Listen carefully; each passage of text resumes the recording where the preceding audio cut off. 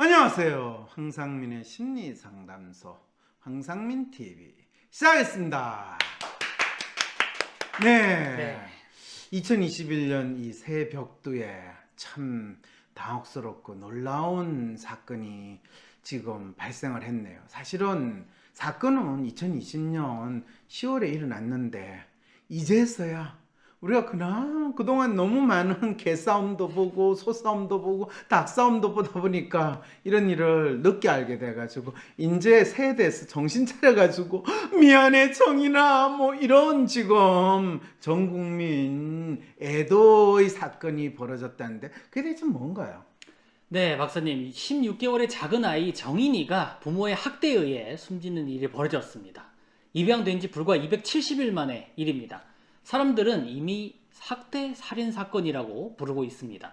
그런데 지금 누구나 야, 이렇게 아이를 키울 거였으면 입양하지 말지라는 말을 해도 이 여자가 왜 입양을 원했던 건가라는 말은 궁금해도 꺼내지 않는 것 같습니다. 그게 무슨 말이에요?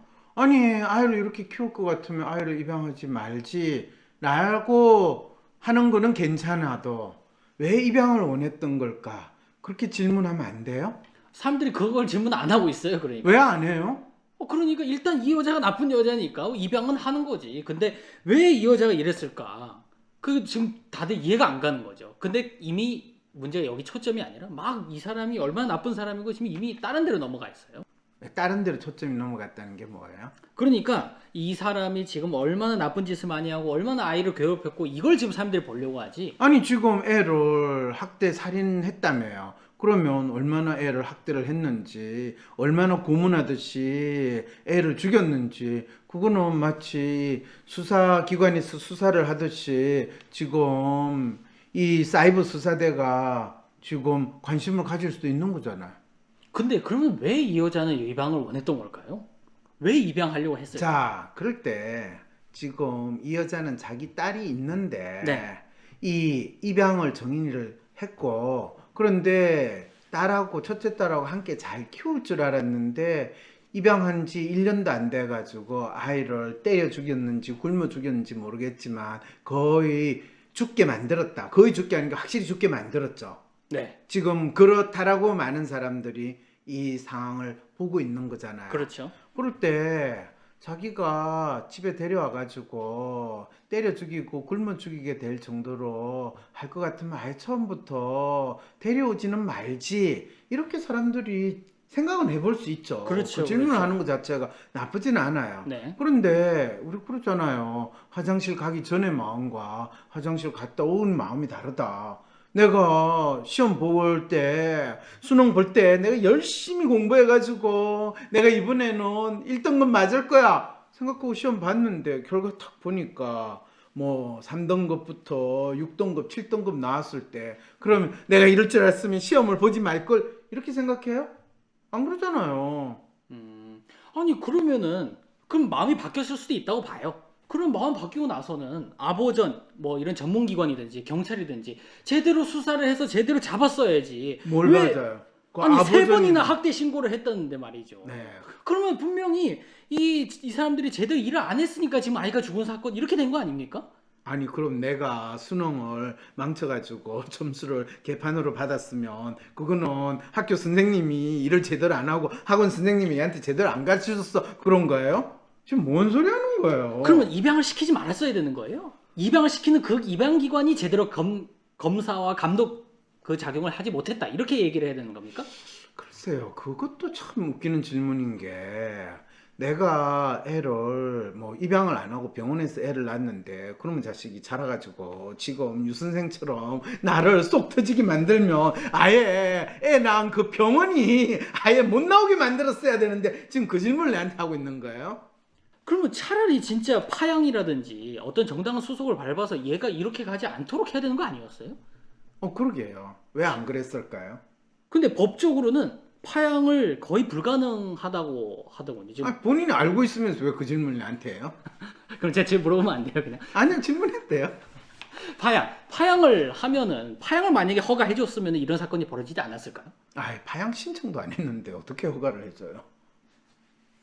그럼 이 사람들 진짜 그러니까 어디에다가 지금 초점을 맞춰야 되는 건지, 감독 기관이 나쁜 놈인지, 아니면 이 사람, 이 부모가, 양부모가 나쁜 사람인지, 도대체 누구가 나쁜 사람을 하나 지적을 해야 제대로 잡아가지고 처형을 시키든 공개 사형을 시키든 해야 앞으로 이런 사건이 안 나오는 거 아닙니까? 그러게요. 지금 유 선생이 질문하는 것 자체가 어쩌면 앞으로 이런 사건이 일어나지 않게 하는 방법은 없을까요? 나는 그 마음에서 지금 대도 아닌 질문들을 하고 누구 책임으로 돌릴 거냐, 어떤 놈을 또는 어떤 연놈을 때려잡고 누구 책임이라고 돌려야지만 내 마음도 편하고 또 이런 일이 안 일어날 거라고 내가 믿고 살 수 있을까요? 강력한 법과 처벌이 있어야 당연히 다른 사람들이, 이런 아동 학대범들이 이런 일을 안 할 거 아닙니까?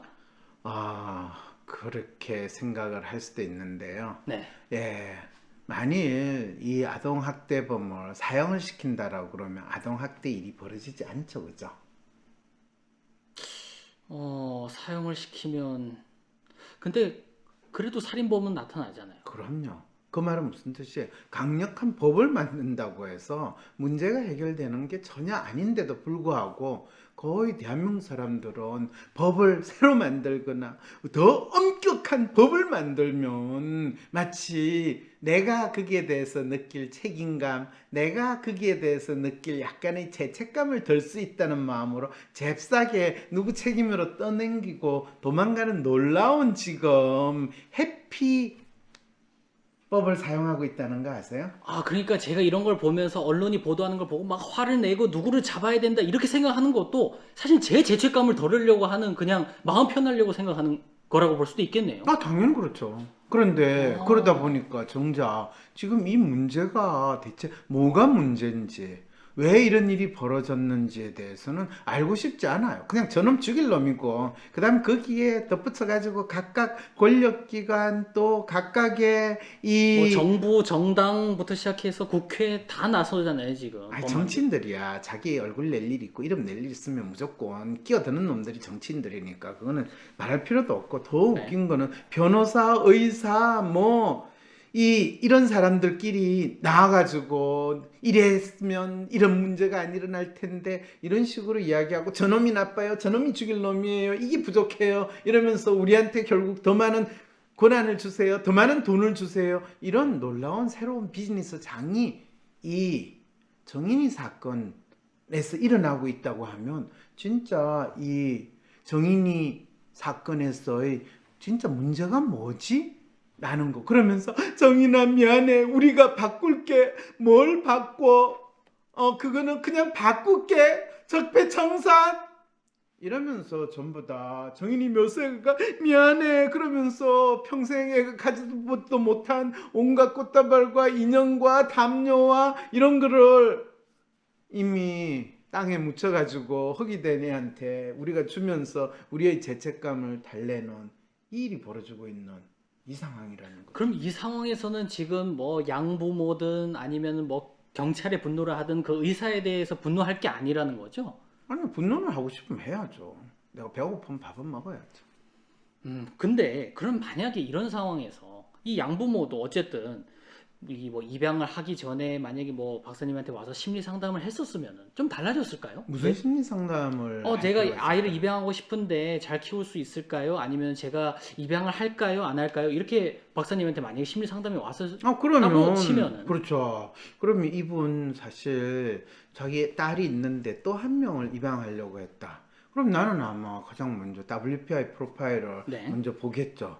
근데 이분 사실 언론에서 보도된 이분의 특성에 대해서 보면 이분이 로맨티스트 성향, 상당히 예민하고 섬세하면서 또 본인의 감정을 순간순간에 자기 마음대로 안 될 때 폭로하고, 그리고 이분이 자라는 데는 마치 공주처럼 어이구 니 이쁘다 니 잘났다 이러면서 주위 사람들이 끊임없이 이 친구를 잘 돌보는 그런 가정에서 자랐으면 로맨티스트에, 그러면서 본인이 다른 누구한테 좀 멋있는 사람으로 네. 보이고 또 남편을 와의 관계를 봤을 때 남편보다 좀 본인이 더 잘났으니까 그런 측면에서 본인이 상당히 매뉴얼 성향이 있는 로맨 매뉴얼 성향의 사람인데, 이런 사람은 본인 마음대로 본인 감정이 잘 충족될 때는 상당히 착하고 멋있는 사람이 되지만, 본인의 우아함이 수용되지 않거나 또는 자기 마음대로 할 수 없는 상황이 될 때는 발작적인 그런 행동이 상당히 일어날 가능성이 높거든요. 네. 그러면 가장 먼저 묻겠죠. 지금 아이를 한 명 낳아서 키우는데 그 아이 키우는 게 본인한테는 어떤 경험이에요? 아이를 키우는 게 너무너무 재미있고, 하루에 아이를 위해서 보내는 시간은 얼마를 쓰고 있고, 또 아이를 볼 때마다 본인이 어떤 기분이 드세요? 이런 질문을 하겠죠. 이미 있는 이 첫째를 키울 때 그 과정에서의 그 마음과 그렇죠. 어떤 그 느낌과 그런 정서를 한번 물어보시겠다는 그렇죠. 거죠. 그러니까 그러면 당연히 뭐 좋고 당연히 애가 이쁘고 그러니까 나도 애를 사랑해주고 애도 나를 사랑해주는 느낌을 받았다 이렇게 답하지 않을까요? 그렇게 하겠죠, 그죠? 네네네. 그러면 아이한테 주로 어떤 사랑의 행동을 보이고 아이하고 어떻게 인터랙션 하는가를 물어보겠죠. 그러면 네. 당연히 아이가 좋을 때는 참 좋은데요, 어떤 때는 너무 힘들어요. 그리고 아이가 태어나가지고 지금 키우는 과정에서 아이한테 너무 좋기는 한데 때때로는 무섭고요. 아이를 어떻게 해서 해야 될지 잘 모르겠는 이런 순간들도 있어요. 아이가 무섭고 어떻게 될지 모를 때도 이 성향의 분들은 느낄 수 있다는 거죠. 아, 그럼요. 오. 왜냐하면 아이가 지 마음대로 안 되거든요. 아이는 장난감이 아니에요. 그런데 이분이 아이를 다루는 거를 보면 마치 장난감 다루듯이 너무 이쁘고 너무 귀엽고 좋아요, 이 좋을 때만 이야기하거든요. 그거는 멍멍이가 내 음. 말 잘 듣고 있을 때하고 마찬가지인데, 멍멍이가 갑자기 막막 이러면서 한다든지 확 끌고 버린다든지 이러면 완전히, 그럴 때 그런 엉덩이 잡아가지고 제가 던져버리고 싶은 그런 마음이 들 때도 있거든요. 이러면 벌써 이분이 실제로 아주 좋을 때와 이 극단적인 상황일 때 어떻게 완전히 다른 행동이 나타난다는 것도 알 수가 있죠. 아니 평상시에 애를 그렇게 이뻐하다가 화가 나면 던져버릴 수도 있는 그런 극단적인 상황을 표현해 준다고요? 그럼요. 아니 근데 그렇게 그러면은 화가 나서 애를 때려놓고 나가지고는 왜 죄책감이 죄가 들고 벌을 받을까 무섭다 이런 얘기는 왜 하는 거예요? 우리 본인은 지금 멍멍이 두들겨 패고 던지고 그래가지고 멍멍이가 다리 하나 부러져가 낑낑낑 กิ้กิ้으면 그걸 보면서 뿌듯하게 멍멍이를 봐요? 아예 병원 보내죠. 동물병원 보냈겠죠. 그렇죠. 동물병원 갔는데 20만 원, 30만 원, 심지어는 수술해가지고 100만 원 내라 그러면 그래 줘야죠. 어유 우리 불쌍한 멍멍이 이러면서 오는 와중에 이 XX 같은 놈 이래가지고 또 한 대 지어받고 싶은 마음 안 들겠어요? 니 때문에 내가 100만 원이 나갔어 이러는 느낌.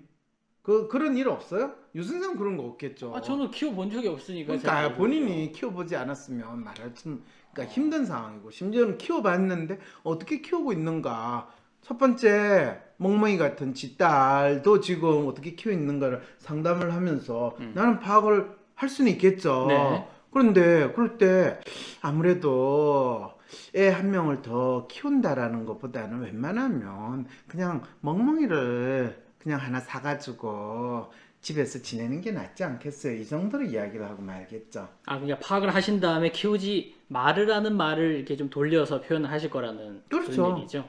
왜냐면 어차피 애완견 같은 마음 키우는 마음으로 지금 애를 키웠다는 걸로 보이니까요. 그러니까 차라리 누가 멍멍이나 고양이 사가지고 집에서 키우다가 애가 떨어져 죽었어요 이러면 그거 가지고 우리가 이렇게 정인 멍멍이 미안해 이러진 않을 거 아니에요. 그러면 입양을 이미 하고 나서 아니면은 자기가 아이를 이미 낳고 나서 그 애가 진짜 마음에 안 들 수도 있잖아요. 그럼요. 마음에 안 맞을 수도 있는데. 네, 많은 부모들은 자기 자식이기 때문에 이 아이를 세상에서 가장 귀한 존재로 잘 키워야 된다라는 그런 방위적인 생각을 하고 그런 부담을 가지거든요. 근데 어떤 분들 상담에 와가지고 박사님, 내 배에서 나온 내 새끼인데요, 걔는 유난히 제가 정이 안 가요. 박사님 어떻게 해야 되죠? 걔만 보면 그년을 생각이 나고 그놈이 생각이 나서 제가 왜 생각이 나는지도 모르겠어요. 마치 자식한테 진짜 인정하기 싫고 싫은 자기 자신의 모습을 보는 듯한 그런 부모들도 많이 있어요. 그럴 때 아이를 어떻게 제가 키워야 됩니까? 라고 질문할 때 가장 먼저 나는 뭐라고 그러냐면 아이한테 부모로서 해주는 거는 가장 기본적인, 소위 말해서 우리가 의식주라고 이야기하죠.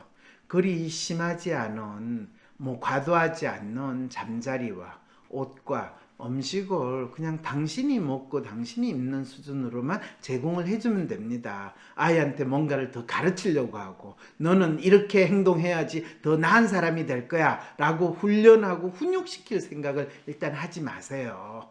뭐 가장 기본적인 대소변 훈련을 한다든지 그거는 할 수 있고, 봤을 때 선생님이 봤을 때 그냥 저거는 도저히 애가 저 행동은 너무 발작적이다 할 때는 그때는 가가지고 아이를 꼭 잡고 아이가 조금 진정할 때까지 잡아주지, 그걸 가지고 네가 제대로 못했으니까 맞아 이렇게 하면 되겠냐 이러면서 회초리를 때린다든지 주먹을 날린다든지 그러는 거 전혀 없이 본인은 그 아이 말 그대로 가장 보호자라는 거에 충실하시면 됩니다.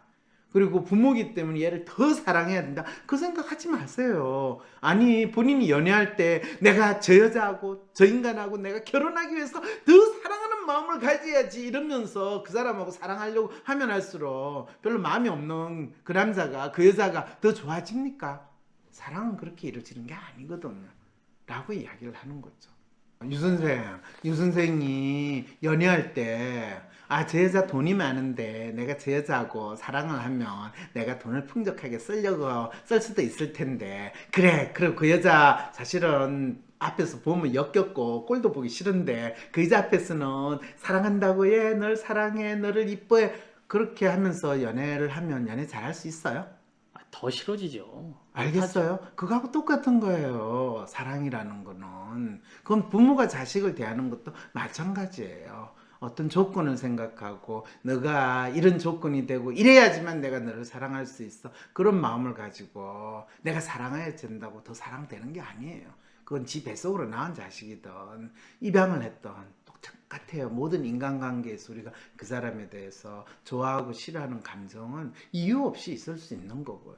그런데 내가 내 뱃속에서 낳은 새끼인데도 별로 좋아하지 않는 느낌이 들면 그거를 내가 악마에 내가 새끼를 낳았나 이렇게 자책하거나, 또는 이 다른 사람들한테 내가 저 애는 정이 안 가요 그런 이야기 할 필요 없이 부모로서의 나의 책임과 의무는 얘를 어른이 될 때까지 옆에서 얘를 보호해주는 것이 나의 책임이지, 내가 얘를 더 사랑하고 더 훌륭한 인간이 돼야 되고 바른 인간이 돼야 된다라는 거는 그거는 보호자로서의 내 책임이 아니다. 그거는 저 아이의 삶이다라는 생각부터 하는 게 필요하다는 거죠. 그러니까 그냥 좋아하든 싫어하든 그 감정은 그 자체로 그냥 있을 수 있는 거니까 그거를 꼭 내가 부모라고 해서 더 사랑해야 되고 뭐 어쩌야 되고 이런 죄책감이나 자책에 빠질 필요도 없고 그냥 기본적인 보호자의 그것만 잘 하면 된다는 거죠.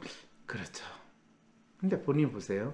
지금 말하는 게 부모로서 죄책감이 아니라 부모로서 자기의 역할을 하는 게 부모기 때문에 더 자식을 사랑해야 된다. 부모기 때문에 자식을 더 사랑해야 된다라는 게 이게 게 조건적인 사랑이지 자연스러운 자기의 감성이나 마음이 드러나는 게 아닌 거예요. 저 여자가 돈이 많으니까 내가 저 여자를 더 좋아하는 척 해야 된다.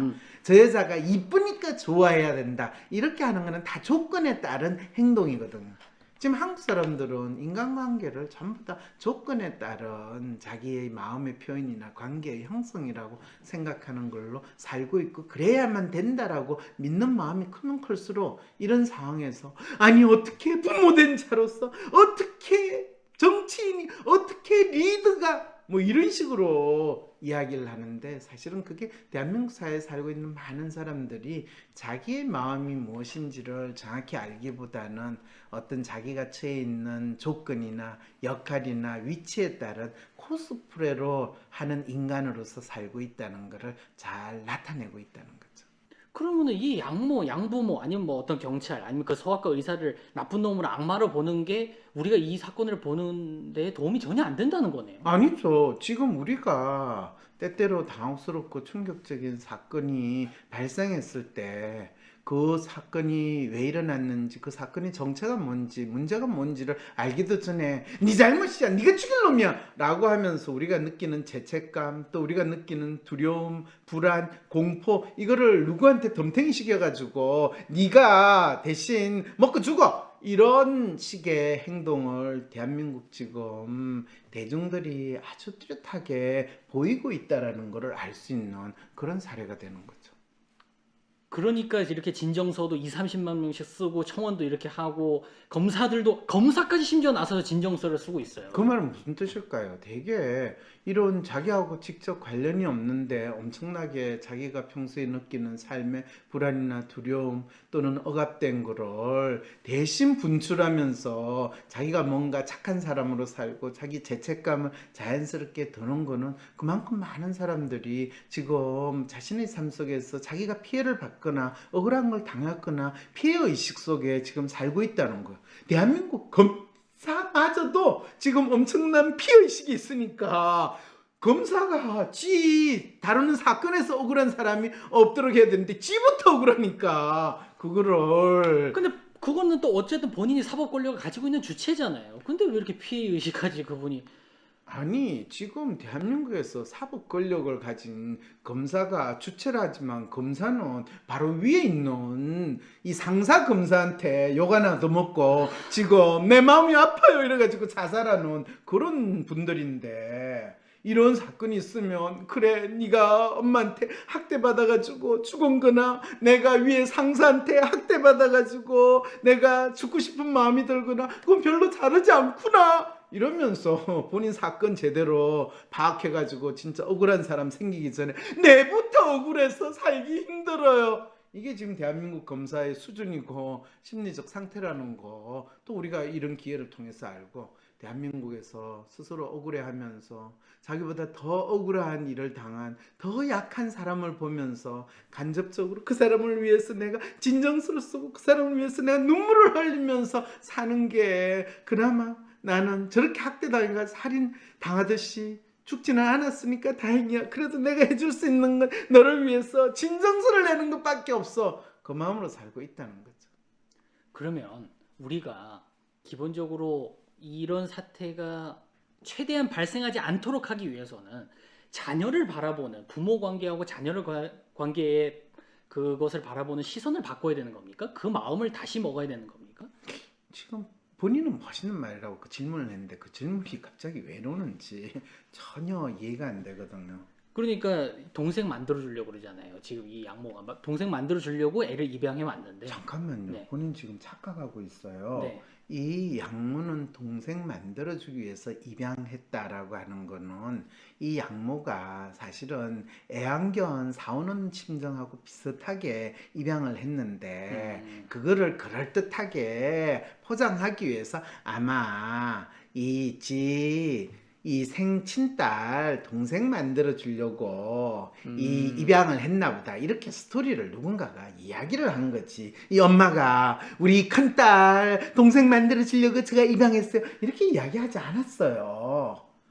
지금 본인도 이 양모의 마음을 본인이 보고 싶은 대로 읽어가지고 그래 저도 동생 있는데요, 그놈이 동생이 없었으면 내가 훨씬 더 잘 됐을 것 같은데 라는 마음을 이런 식으로 표현하지 말고, 또는 우리 부모는 그래도 저도 있고 동생도 있는데 그렇게까지 학대를 안 했으니까 부모님 감사합니다, 그런 마음으로 지금 이 질문을 하면 안 된다는 거예요. 본인이 진짜 궁금하고 묻고 싶은 걸 질문을 해야지. 그러면은 자기가 이렇게 계속 애기를 괴롭히고 아니면 뭐 애완견처럼 때리기도 하고 그러면서 그 어린이집에서도 신고가 나왔다고 그랬잖아요. 아동학대 네. 신고가. 근데 똑같이 계속 그 어린이집을 보냈단 말이죠. 그럼 본인이 전혀 자기가 이 애기를 학대하거나 아니면 괴롭힌다는 거를 인지하지 못한 상태에서 계속 그냥 그 똑같은 어린이집을 계속 보냈다는 건가요? 그럼 어린이집 어디 바꿔가지고 다른 데 보낼 거예요? 아니 왜냐면 신고를 받고 의심을 받았다는 생각이 들면은 충분히 바꾸거나 아니면 안 보낼 수도 있는 거잖아요.